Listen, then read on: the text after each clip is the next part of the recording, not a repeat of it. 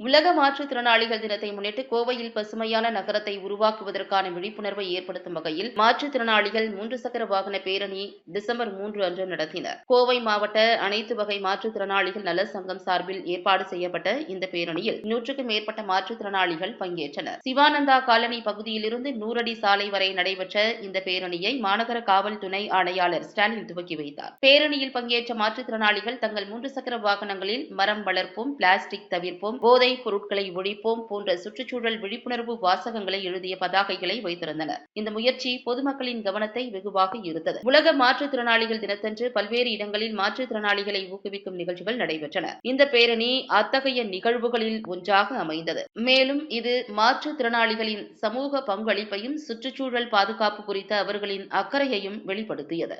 பசுமையான கோவையை உருவாக்குவதற்கான இந்த அரிய முயற்சி மாற்றுத்திறனாளிகளின் சமூக ஈடுபாட்டையும் சுற்றுச்சூழல் பாதுகாப்பில் அவர்களின் பங்களிப்பையும் எடுத்துக்காட்டியது.